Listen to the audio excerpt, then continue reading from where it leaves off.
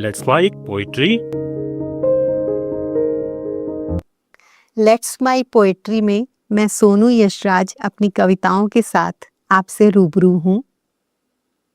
मेरी कविता का शीर्षक है मेरे देश में लोग। मेरे देश में लोग भेष में हैं। एक आम आदमी हर भेष में दिखाई देता है भोला राम का जीव। राम के गेटअप में बैठा सोहन लाल रामलीला में हर एंट्री से पहले पीता है एक बेबस पिता के भेष में बीड़ी। चौक की छोटी दुकान पर चूड़ियां बेचने वाली शामली हर सुबह जाती है घाट पर अपनी टूटी चूड़ी खोजने। गुमटी का सब्जी वाला हाफ डे होता है बच्चों के स्कूल का रिक्शे वाला। महंगे इंजीनियरिंग कॉलेज में पढ़ने वाला ग्रामीण लड़का वेटर के भेष में मैकडॉनल्ड में बेचता है बर्गर। बिना नागा इवनिंग क्लास में जाने वाली पिंकी सुबह दिखती है झाड़ते हुए कई घर द्वार। घर से निकलते ही हर शख्स है यहाँ भेष में। लौटते हुए अपने ही गेट पर सहेजता ओढ़ता है तनो मुस्कान। इस देश के अच्छे सच्चे लोग कटु सत्यों मजबूरियों संग जीते चले जाते हैं जीने के भेष में। मेरे देश में मजबूरी ही नहीं बदलवाती भेष, ये जग जाहिर है ताकत और सियासत भी भेष बदलने में माहिर है। मेरे देश में हैं हामी भरते चाटुकार जैसे नीले रंगे सियार। मेरे देश में उम्मीद भी है उखड़ती सांस के भेष में। शुक्रिया। मेरी कविता का शीर्षक है रोटी।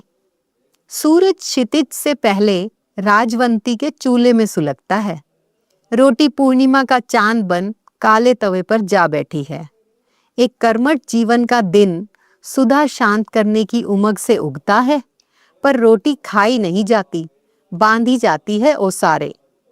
मान मनुहार में लगी राजवंती गायें चींटियों चिड़ियों को भी परोस देती है रोटी के ग्रास। रोटी कमाने की जुगत जतन में लगे, रोटी कमाने की जुगत जतन में जुटे, सांझ ढले ही लौटते हैं अपने चौबारे। यह रोटी थप तप रही है, यह रोटी सांझ की राह तक रही है। आभार। मेरी कविता का शीर्षक है अंतस का अनुवाद। तीसरी नदी खो गई है पर है, तीसरे स्वर से भी अनभिज्ञ हम पर है उसका अस्तित्व।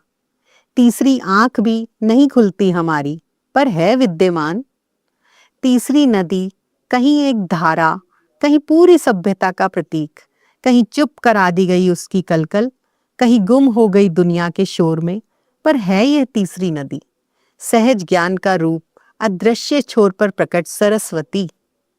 तीसरा स्वर इड़ा पिंगला के मध्य है, यह सुषमना है, खोया पाया राग द्वेष से दूर एक स्वर।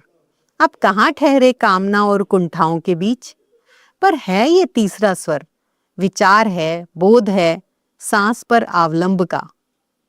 तीसरी आंख चेतना है हमारी, अब कहाँ खुलेगी, हमारे पास समय नहीं ठहराव का इस तीसरी के पास जाने का, पर है यह तीसरी आंख, यह विज्ञान है जिसे खोजता अनुभव करता है जीवन।